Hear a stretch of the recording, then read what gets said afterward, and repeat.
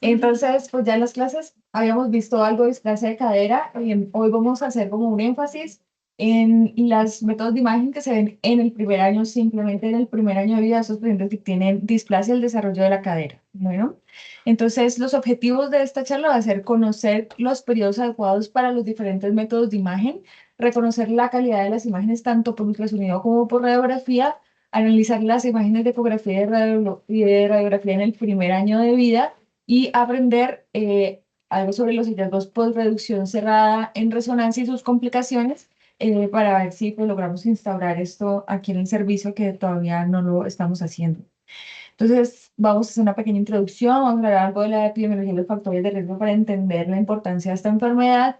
Vamos a ver la detección temprana por ultrasonido, los hallazgos que tenemos que ver en el primer año de vida por radiografía convencional, el tratamiento para poder entender cuáles son las implicaciones o las complicaciones que vamos a ver en la resonancia después de la cirugía. Luego hacemos el resumen y las conclusiones.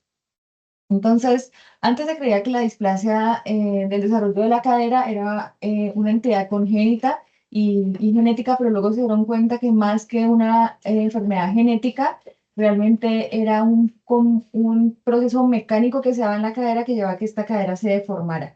Obviamente tienen que existir algunos factores también genéticos y poblacionales, pero básicamente esto es algo que se va dando mecánicamente en la vida embrionaria y en la primera pues en la primer periodo postnatal. Entonces, vamos a hablar un poquito de lo que pasa. Digamos, estos son mis dibujos, o sea que no son muy bonitos, pero tenemos que esto sería una cadera normal en donde tenemos aquí hay una parte del acetábulo que ya se ha osificado, que es la parte que se representa en negro, y está la parte gris, que sería la parte cartilaginosa de ese acetábulo que aún no se ha osificado y aún tenemos chance de moldearlo o de que se moldee de cualquier forma.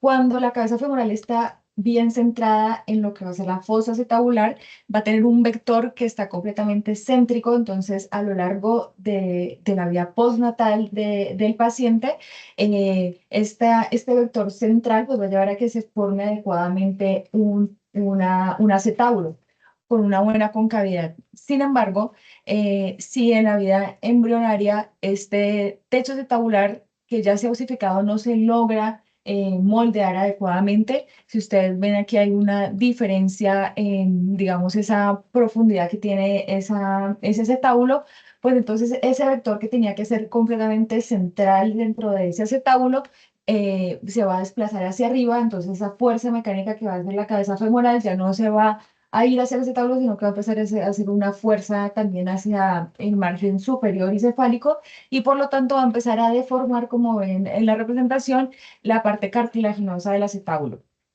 Si esto sigue progresando, entonces lo que vamos a tener, pues también es que se va a empezar a dar un desplazamiento de esa cabeza, se va a salir de esa fosa acetabular precisamente porque es poco profunda, no hay cómo cubrirla, y por ese vector cefálico que hay, entonces pues ahí sí vamos a empezar a tener una subluxación en donde se empieza a perder esa congruencia entre la cabeza femoral y el acetábulo. Vamos a ver que empezamos a tener un tejido cartilaginoso que empieza a engrosarse porque necesita contener esa cabeza de alguna manera y también empieza a haber un labrum que es mucho más grueso. Y en estos casos, cuando ya hay una impactación o hay ese desplazamiento, esa subluxación de la cabeza femoral, vamos a tener alteraciones también en la morfología de la cabeza femoral también. Y como el último espectro, pues es que definitivamente esa cabeza se luxe todo, pues esta representación no está tan bien hecha porque aquí realmente ya no es la parte cartilaginosa ni el labrum lo que lo sostiene, aquí definitivamente el labrum ya queda por fuera, que está mucho mejor en esta representación, en donde vemos que ya la cabeza está completamente por fuera de ese componente cartilaginoso acetabular, está por fuera del labrum. Y lo que nos queda para contener esa cabeza son el componente de tejidos blandos ligamentarios, como vemos aquí representado, el ligamento redondo que se vuelve hipertrófico, al igual que el tendón del iliosoas, también es un tendón que se vuelve muy fuerte para intentar contener esa cabeza femoral. Y ese espacio pues no queda vacío, sino que hay una grasita pues que aprovecha que hay un espacio y empieza a crecer, pues a proliferar una grasita que se llama la grasa pulvinar, que es la que tenemos dentro del acetábulo, y esto va a ocupar todo este espacio donde debería ir la cabeza femoral, por lo tanto reducir estas caderas es difícil porque va a haber un montón de tejidos blandos ahí metidos que no va a dejar que la cadera entre tan fácilmente. Entonces, entendiendo todo esto, pues tenemos que la prevalencia varía mucho dependiendo si se toma la prevalencia en los pacientes con tamizaje o sin tamizaje. Se ha descrito que puede ser sin tamizaje hasta 1 por 1000 pacientes, perdón, 1000 neonatos, mientras que por ultrasonido puede llegar a ser desde 60 por 1000 pues, nacidos vivos.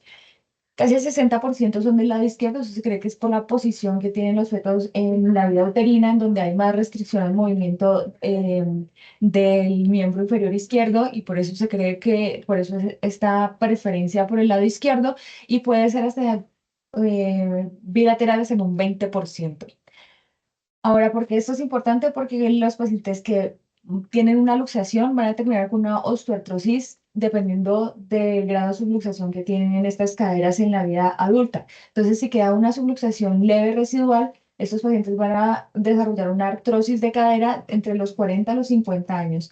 Pero si es una subluxación moderada, esta artrosis va a llegar hasta los de 20 a 30 años, y si es severa, ya a los 10 o 20 años, la persona necesitaría un reemplazo de cadera. Entonces, por eso es que es una patología que, como ven, podemos cambiar el curso de la enfermedad desde temprano, de una manera no quirúrgica, y poder reducir pues esta prevalencia. Los factores de riesgo son muchos, esto es multifactorial, a pesar de que es eh, pues, un proceso mecánico, influyen muchas cosas para que se dé esto en la cadera. Lo primero, como les digo, son factores genéticos, pero pues estudiar esto no va a ser lo primero que nosotros vamos a tener. Lo principal va a ser todos los factores prenatales que van a disminuir o restringir el movimiento o el crecimiento del feto en el útero, y esto va a hacer que sea macrosómico, que tenga un oligohidramnios. Todo esto va a restringir el movimiento en el útero, que sea gemelar, que la paciente sea primigestante, porque se cree que los tejidos son un poco más rígidos en estos pacientes y disminuye un poco pues, la movilidad. Y ser del género femenino se cree que es todo lo contrario, que es por un problema de las hormonas, que hace que todos los tejidos blandos sean más laxos, y por ello tienen más riesgo a luxarse o a tener displasia al desarrollo de la cadera.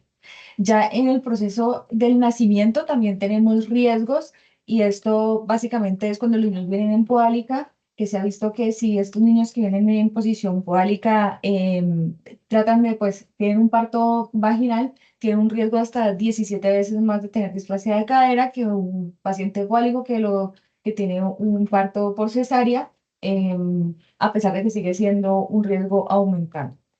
Y postnatalmente, pues tenemos ya menos cosas. Lo más importante es no restringir también el movimiento de las piernas para que se pueda seguir moldeando adecuadamente hacia ese estábulo que no sea osificado. Y esto es cuando, digamos, sobre todo en las comunidades indígenas que envuelven a los niños, los enchumban, pues eso limita el movimiento de las piernas. Y la parálisis cerebral, porque la espasticidad de los músculos va a llevar a energías o vectores de fuerza diferentes que van a llevar a luxar la cadera. Entonces, hay muchos factores de riesgo. Entonces dijeron, bueno, ¿y cuáles de estos son los factores de riesgo más importantes como para tener en cuenta? Entonces se dieron cuenta que los primeros 3 factores de riesgo más importantes es que sea de género femenino, que tenga un antecedente familiar de displasia de la cadera, y que tenga un peso mayor de 4000, o sea, una macrosomía. Esto, si hay alguna alteración del estado físico, el riesgo aumenta mucho más de que haya una displasia de cadera, y seguido porque sea primigestante, el oligohidramnios y la posición podálica. Sin embargo, se ha visto que hasta en el 50% de los casos de pacientes que tienen alguna anomalía en la cadera, no van a presentar ningún factor de riesgo, ninguna alteración en el examen físico, y por esto se ha planteado, pues, a nivel mundial hacer un tamizaje por ecografía, y no simplemente hacer una ecografía selectiva. Esto es un tema muy, muy, muy controversial en la literatura.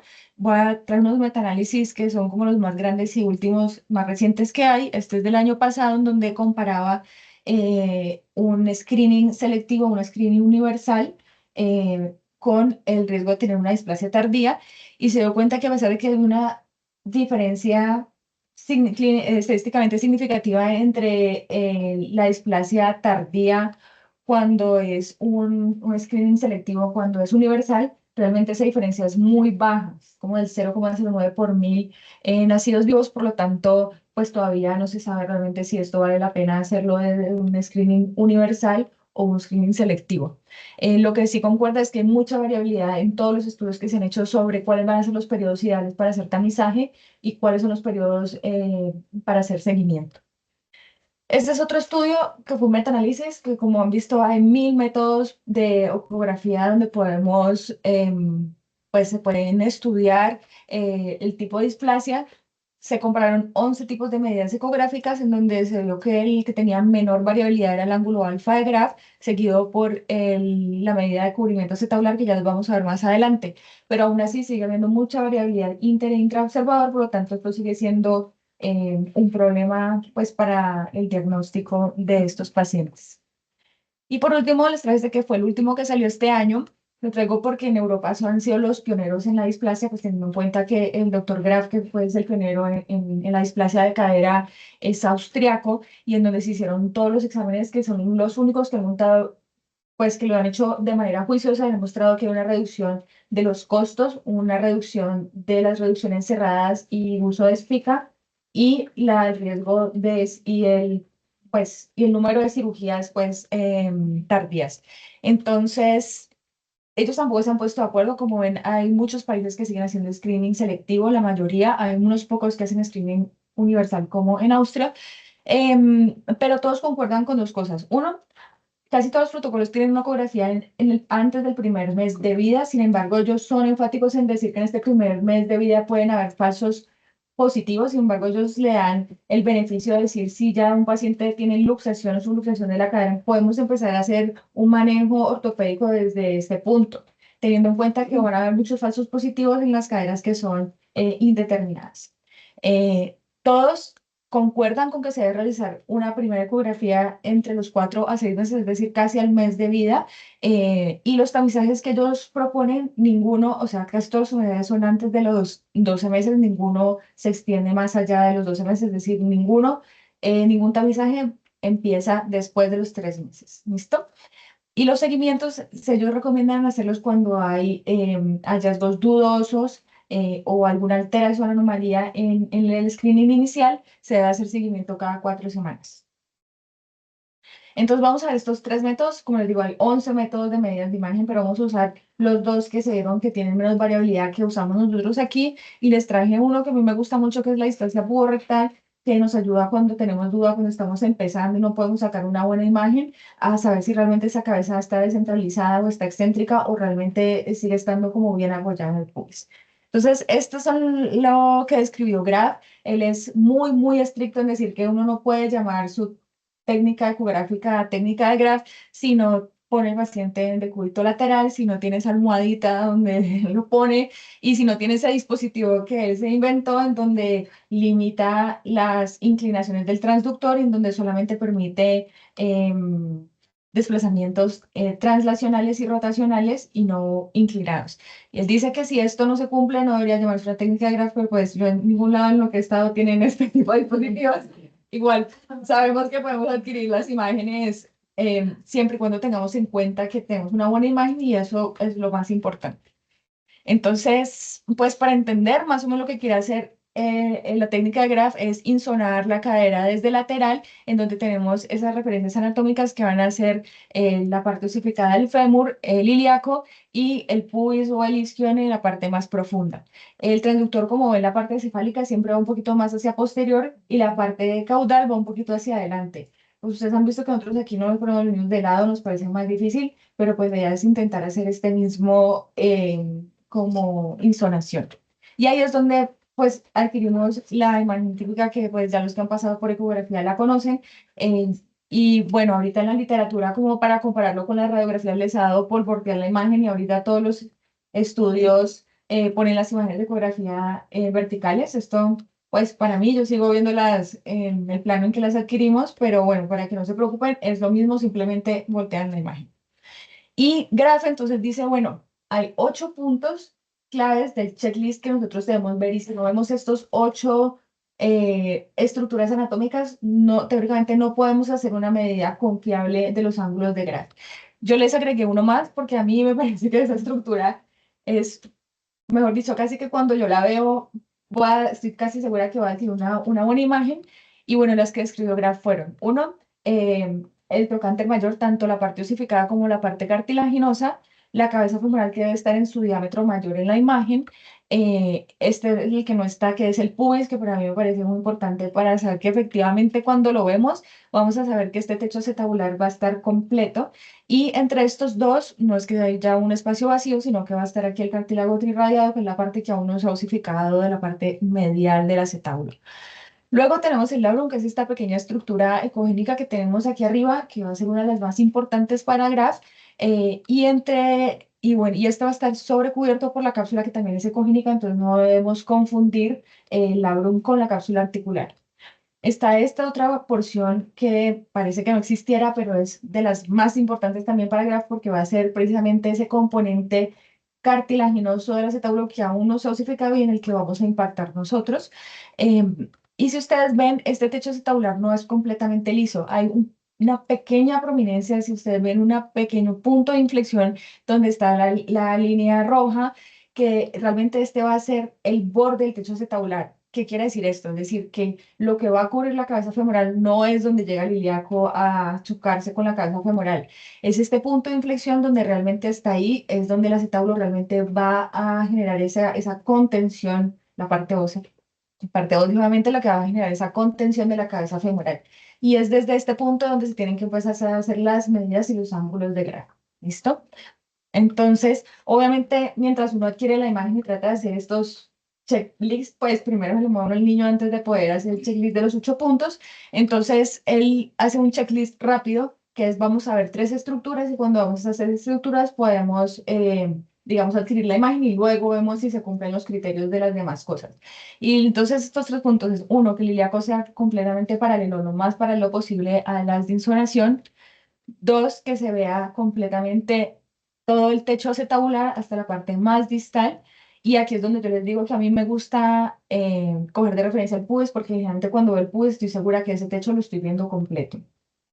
Y tercero, es que sea adecuadamente visible el labro. ¿Listo? Cuando se ven estas 3 cosas, 4 para mí, es una imagen adecuadamente adquirida, en donde vamos a poder hacer las medidas. Entonces vamos aquí a hacer un ejercicio rápido. Aquí, ¿quién les parece que esta imagen puede ser diagnóstica? ¿A quién le parece que no? Levanten la mano. Ajá. Bueno, entonces, ¿por qué no es diagnóstica? Checklist rápido. El diácono está paralelo, no estamos viendo el labrum, no estamos viendo el techo tabular, por ejemplo, no es una imagen diagnóstica. Exacto, sí. Vamos a ver esta otra. Checklist rápido. ¿Quién sí haría medidas aquí? ¿Quién no haría medidas aquí? ¿Alguien la mano por Bueno, ¿qué no les gusta? No está bien para llevarnos. Ajá, ¿y qué más? El labrum no se ve bien. Ajá, entonces, esta imagen, a pesar de que parece muy, muy cercano a ser una imagen diagnóstica, pues le falta un poco para poder hacer las medidas de Graf. Esta otra, ¿quién dice que sí? No sé, entonces, Exacto, lo más importante es que no estamos viendo todo el techo acetabular, entonces esta imagen tampoco podemos medir los ángulos. Y esta la traigo porque Graf también es muy, muy enfático. Aquí hay unos presets de algunos ecógrafos que vienen con el Convex virtual puesto en el protocolo de displasia de cadera en niños. Él, mejor dicho, es súper, súper enfático en un artículo que se fue en el 2017 diciendo que esto lo que hace precisamente el Convex virtual es angular, ondular las de insonación, por lo tanto, va a haber unas curvaturas anormales que no van a ser verdaderas y además, pues perdemos definición de los márgenes óseos, por lo tanto, dice que los convex virtuales no deben usarse para evaluar la cadera. Entonces, listo, ya teniendo todo eso claro, entonces, ¿qué quiere decir el ángulo alfa y el ángulo beta? Pues lo que él quiere evaluar precisamente es ese techo acetabular, tanto la parte osificada como la parte cartilaginosa. Entonces, para evaluar el componente osificado, pues tenemos el ángulo alfa y tenemos 3 puntos importantes que son básicamente los 3 puntos que vimos anteriormente. Pues lo primero es que tenemos que trazar la línea del ilíaco y vamos a coger estos 3 puntos de referencia. Uno donde está el punto de inflexión, como les digo, este es el verdadero borde del acetábulo. Vamos a coger la parte más inferior del techo acetabular y por eso es importante que salga todo. y en la punta del labrum. ¿Listo? Y así vamos a trazar nuestro ángulo alfa, nuestro ángulo beta adecuadamente. Miren que él no empieza donde se choca el ilíaco con el techo acetabular, sino un poco más abajo. Cuando son caderas normales, como en esta, pues ese punto de inflexión está básicamente casi que en el ilíaco. Entonces aquí vamos a empezar a trazar esta línea. Aquí donde trazaríamos la línea alfa, pues entonces sería entre esa pequeña inflexión que ven ahí hacia el techo acetabular abajo y desde ese mismo punto vamos a sacar el beta hasta el ápex del labrum. Y esto sería una adecuada medida de los ángulos alfa y beta. Entonces, vamos a hacer un pequeño resumen. La tabla la pueden revisar, ni siquiera yo me la sé para que no se la aprende. Simplemente es para saber a grandes rasgos los grandes grupos que tenemos. Están las caderas no displásicas, que generalmente son la tipo 1 y la 2A, que son caderas fisiológicamente inmaduras. Vamos a tener las caderas verdaderamente displásicas, que son las que están subluxadas o luxadas. Y tenemos una zona gris, que son todas las tipo 2, desde la 2B a la 2D, que son los dolores de cabeza en cuanto al tratamiento, porque no se sabe muy bien qué hacer con ellas. Em, de todos estos, pues se acompaña también dependiendo de dónde está la cabeza femoral pues básicamente eso, pero como les digo, pueden revisar la tabla para no perder tanto tiempo en ella. Pero entonces sí tener de referencia un poquito los ángulos alfa, que en las caderas inmaduras van a ser entre 50 y 59, esto siempre teniendo hay una tabla que es un poquito más estrecha en el primer año, en el primer mes de vida, para no decir erróneamente que esta cadera tiene un retraso en la osificación. Luego, pues en el tipo 2 tenemos que las caderas ya van a tener un ángulo alfa mucho menor, de 43 a 50, a 49, pero el ángulo beta, a pesar de que ya no es por debajo de 55, no está por encima de 77 grados. Y en las tipo 3 uno ya solamente mide el alfa, realmente el beta no lo vamos a medir porque esto ya no tiene, es decir, no tiene una verdadera relación con el techo acetabular osificado, por lo tanto, está erróneamente medirlo en las caderas tipo 3 y en las tipo 4 inclusive a veces ni siquiera miden el alfa. Es simplemente ver que la cadera está completamente salida de la cadera, pero en estas dos sí o sí nunca, pues no se debería reportar el ángulo beta. Bueno, entonces vamos a hablar rápidamente de los otros dos tipos de medidas que usamos acá. Bueno, esta que usamos todos, que es la cobertura acetabular. Esta sí es muy fácil. Tenemos casi la misma imagen que escribió Graf, aunque realmente ellos lo escribieron en flexión, pero también se puede hacer la misma medida con la misma imagen que obtenemos para medir los ángulos de Graf, en donde también trazamos una línea por el ilíaco para poder, y trazamos este círculo en la cabeza femoral y vamos a ver cuál es la diferencia entre el diámetro mayor de esa cabeza femoral y la parte que está cubierta. Y esto, después de que esté por encima del 50% es normal, entre el 50 y 45 es indeterminado y por debajo de 45 es francamente patológico, es decir, es una cadera excéntrica o subluxada. Aquí, pues, en uno de los Toshiba lo que hacemos es que se traza esa línea del ilíaco, el círculo, y pues simplemente tenemos que hacer una sola línea porque ya el resto del equipo calcula el porcentaje. Y ese es el que yo les digo que a mí me gusta, sobre todo a los que están empezando, porque, digamos, este ángulo de cubrimiento acetabular depende mucho cómo esté la flexión de la cadera, si estamos insonando bien. Entonces, muchas veces puede parecer que la cadera está subluxada. Y cuando uno ya intenta ver el pubis, realmente aquí es cuando se da cuenta si esa aparente falta de cobertura es porque se está alejando realmente del pubis o no. Es decir, si realmente se está saliendo del pubis, se está corriendo y eso quiere decir que efectivamente se está subluxando. Entonces, lo que hacemos es medir esta distancia simplemente entre el pubis y la cabeza femoral, y esta medida tiene que ser menor de 6 milímetros o que hay una diferencia entre las caderas mayor de 1,5 milímetros. Entonces, esto pues, es muy fácil de medirlo, se puede medir en esta misma, este también se describió en flexión, pero pueden medirlo casi donde sea, donde vean la cabeza femoral y el pubis, porque independientemente del plano que cojan, siempre debe ser esta medida. ¿Listo?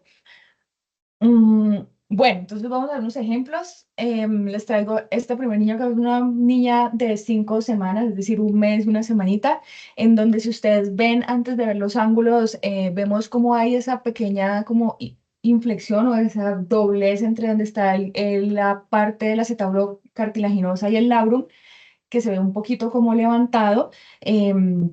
Y si vemos los ángulos que están, el ángulo alfa está por debajo de 60, está en 54, con un ángulo beta todavía un poquito aumentado también, podemos pues decir que para la edad, este es un paciente con una cadera tipo 2A.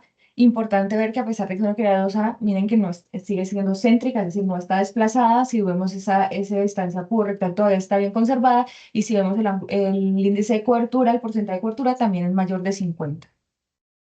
Esta es una cadera 2C, que es una niña de 4 semanas de vida. Vemos como la parte, aquí creo que no lo señalé, pero la parte cartilaginosa, miren cómo ya se empieza a desplazar hacia arriba. Eso intenta contener la cabeza, que no se vaya a salir. Aquí está, se estaría el labrum. Y pues vemos que este techo ya ha perdido ese punto de inflexión. Ya no podemos ver realmente dónde es que se acaba ese borde del techo acetabular que describían para hacer los ángulos. Cuando se aplana, ya el ángulo alfa, pues simplemente trazan una línea que sea completamente paralelo a él, porque no vamos a tener ese punto de inflexión. Y en este caso nos da una cadera de 46, el ángulo alfa de 46, con un beta también aumentado por encima de 55, son una cadera tipo 2C para esta niña.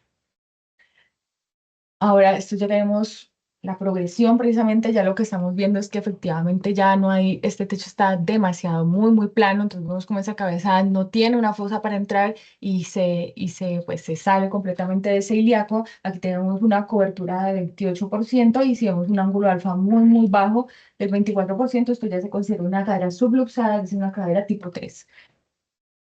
Y la cara tipo 4, pues aquí es la única imagen donde vamos a perder las referencias anatómicas que tenemos, porque ya no podemos, o sea, todos los tejidos están en lugares diferentes. Por lo tanto no debemos esperar ver el labrum y ver el pubis y ver esas cosas, porque se nos altera completamente pues, la anatomía. Aquí simplemente es ver que esté completamente por fuera esa cabeza, como en este caso, que es una paciente de 12 semanas en donde tiene una luxación, ya una cadera tipo 4.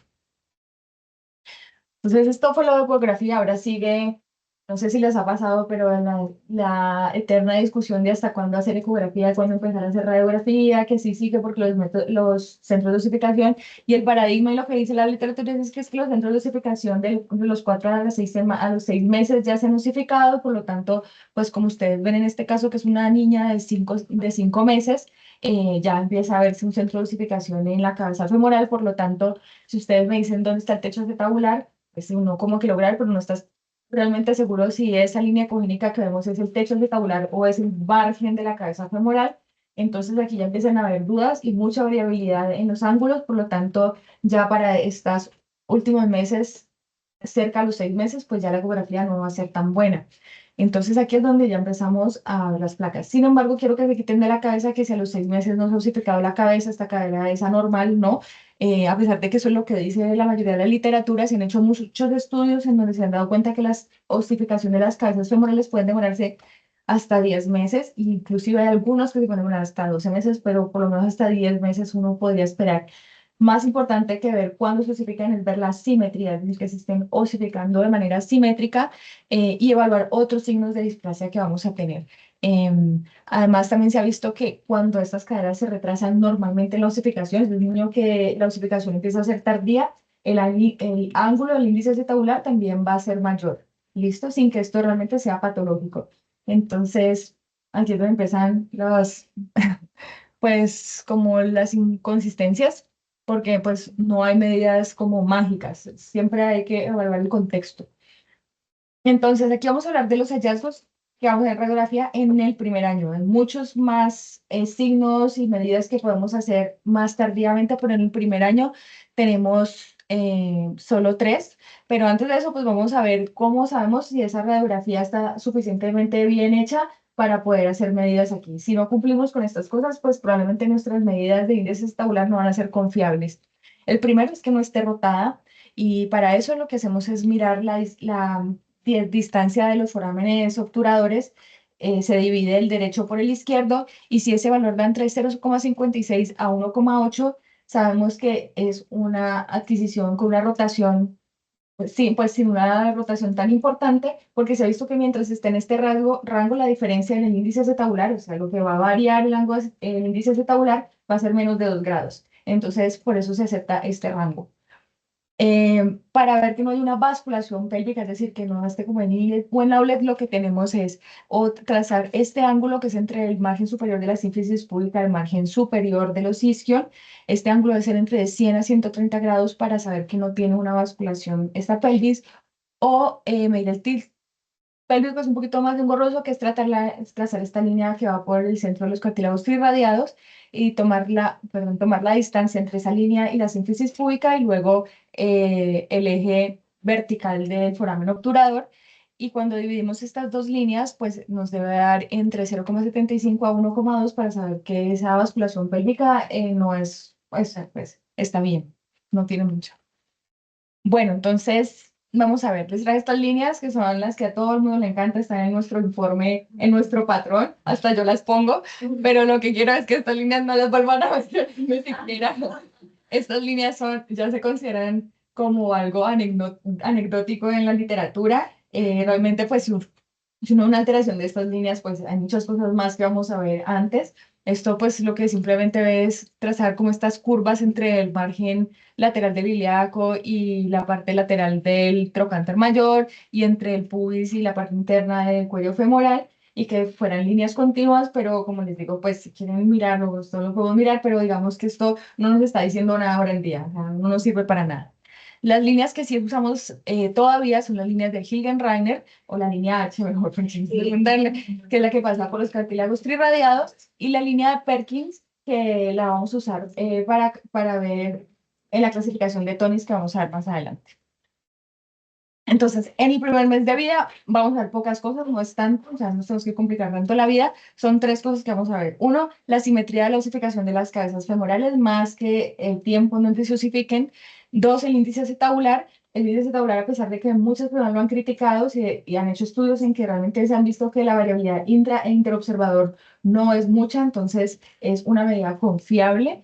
Y la clasificación de tonis, que va a ser para ver el grado de luxación, que es lo más importante en este espectro de la displasia del desarrollo de la cadera. Es decir, lo que estamos previniendo con todo esto es que esa cadera no se luxe. Entonces, pues igual trazamos una línea H para poder calcular nuestro índice acetabular, y aquí los trazamos hacia el margen lateral del acetábulo.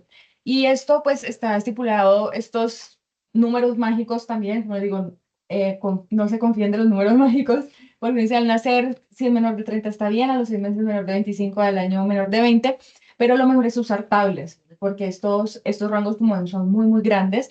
Yo personalmente uso esta tabla que está en el libro de medidas que todos tenemos, porque es una de las personas, o sea, uno de los grupos más juiciosos son los alemanes, en que han hecho bastantes estudios de displasia, y estos son los rangos que ellos proponen.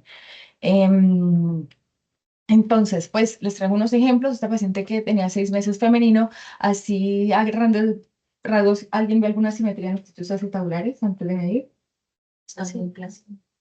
Pero, Sí. bueno, sí. Entonces, esta es la crítica que tiene el índice acetabular, y es que dicen, bueno, ¿hasta dónde tiene que llegar realmente esa línea? O sea, ¿cuál va a ser mi punto lateral para medirlo?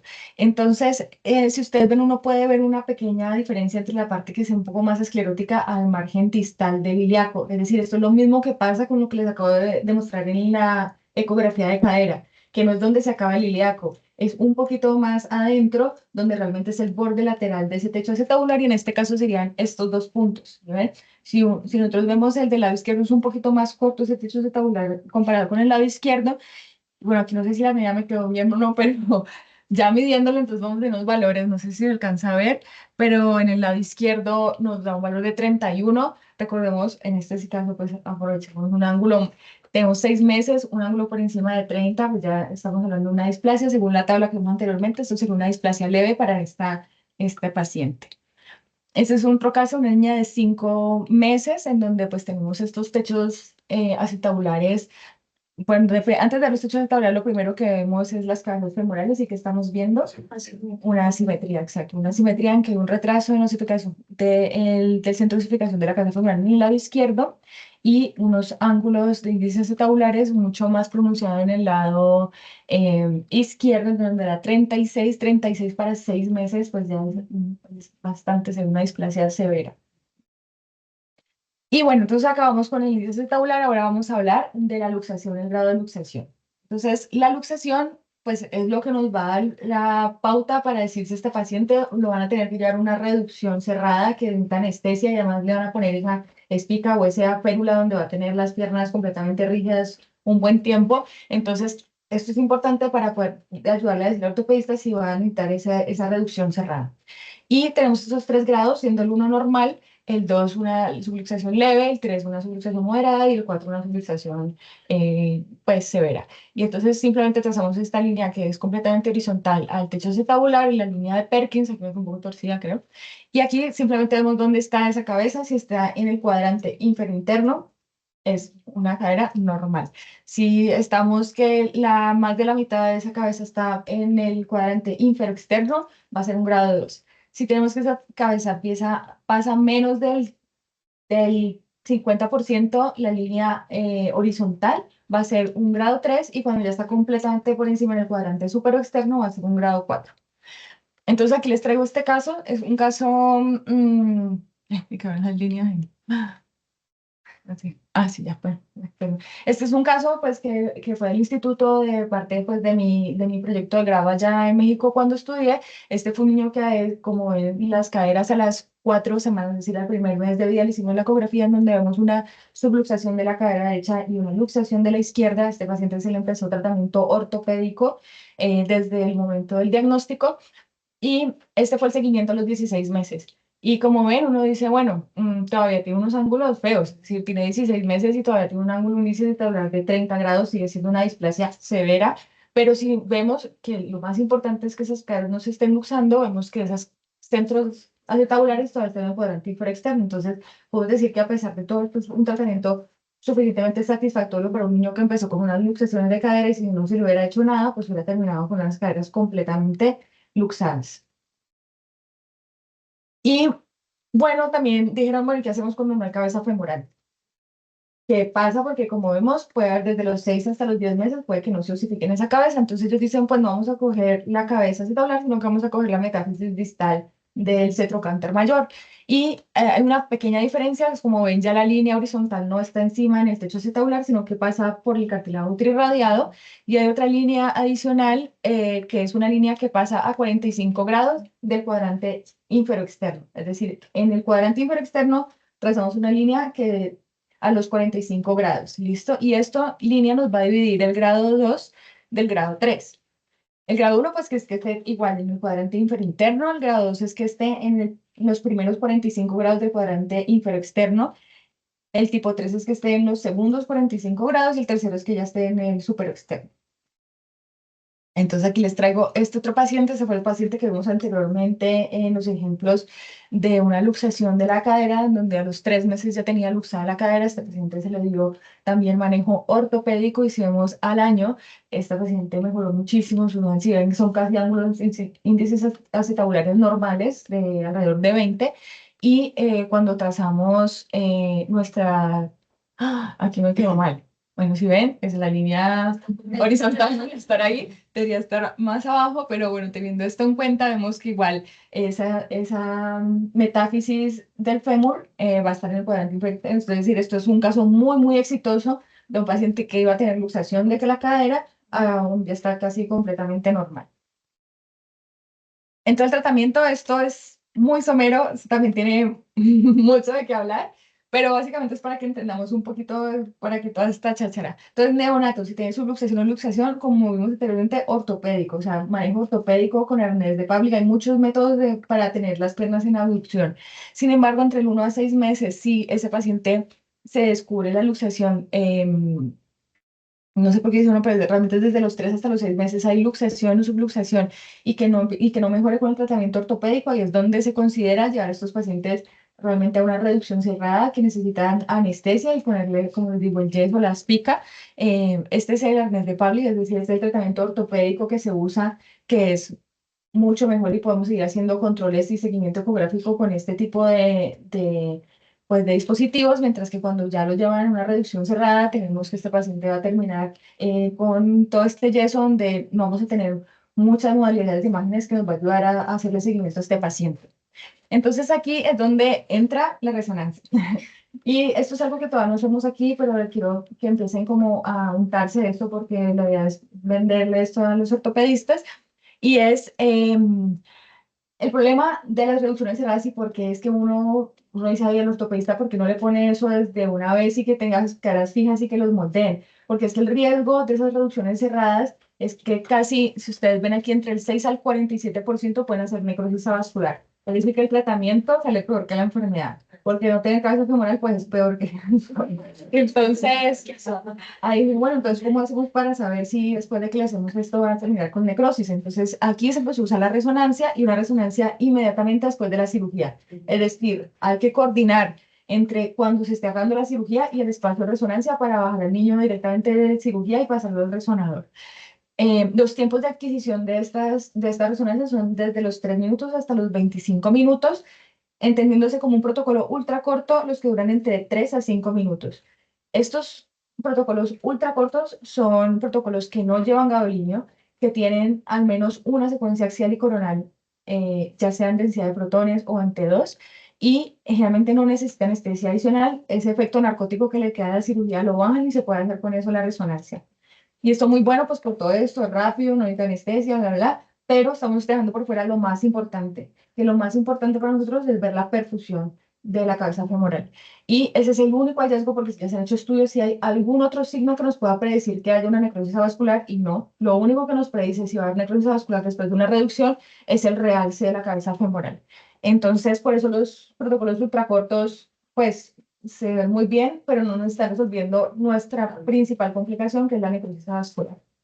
Entonces, para vernos un poquito, si recordamos la primera imagen que les mostré, la fisiopatología, vemos cómo esta cadera que ya tuvo una reducción satisfactoria en cirugía y vemos ese tejido como engrosado en la parte de arriba, son pacientes diferentes, no están volteados, en donde se ve ese tejido como hipointenso aquí en esta secuencia T2 y aquí como una intensidad intermedia en ese DP, en donde se considera un neolimbus, que es ese mismo cartílago hipertrófico que está tratando de contener la cabeza femoral.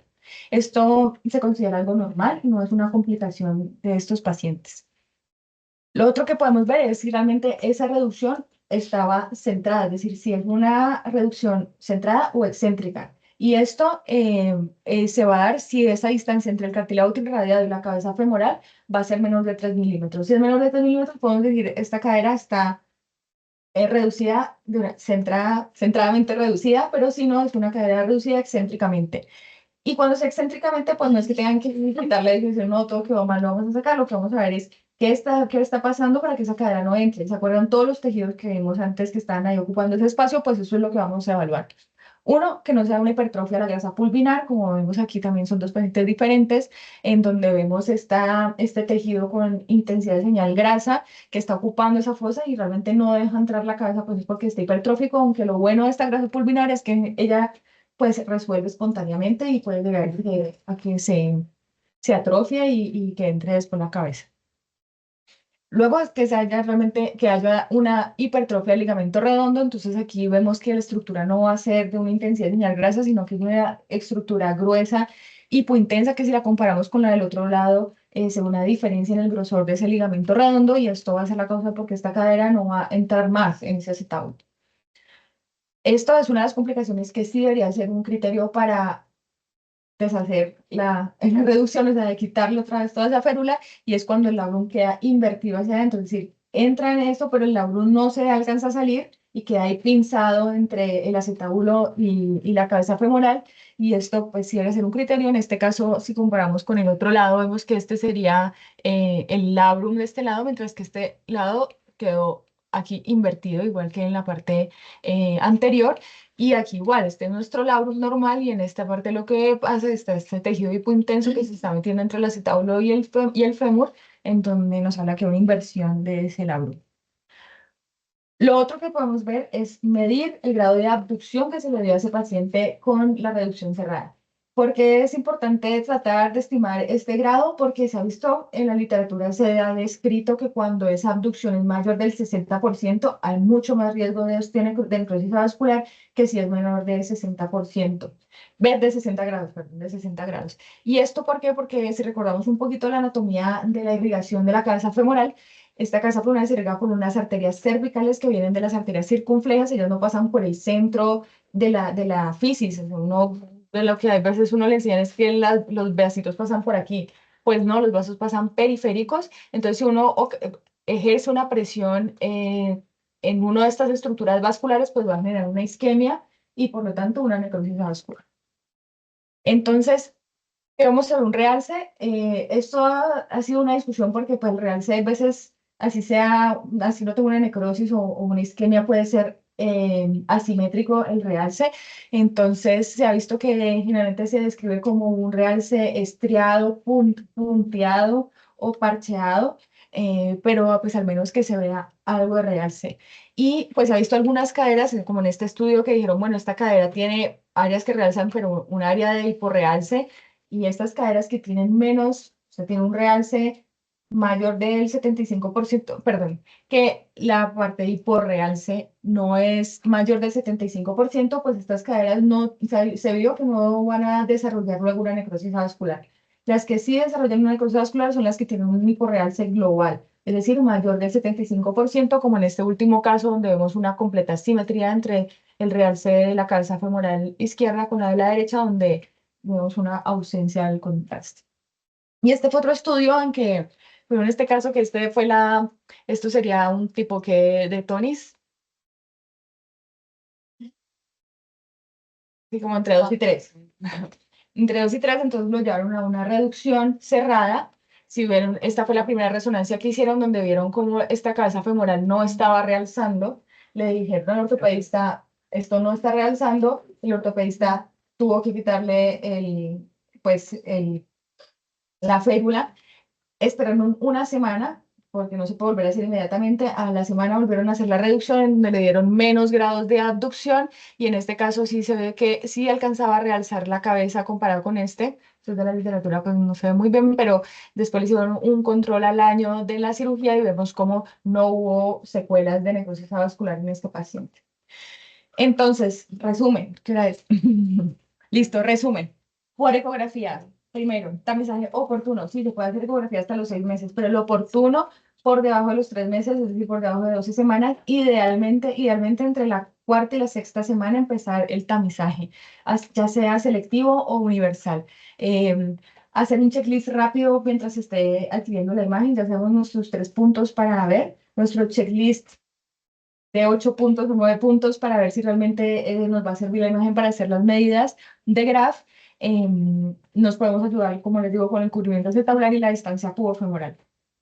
Al año, ya a partir de los 6 meses hasta el año, en la radiografía, primero, ver la calidad, si es una placa donde vamos a poder medir el índice acetabular, y esto, recordemos el índice entre los forámenes obturadores, el ángulo pubis isquion o el tilt pélvico.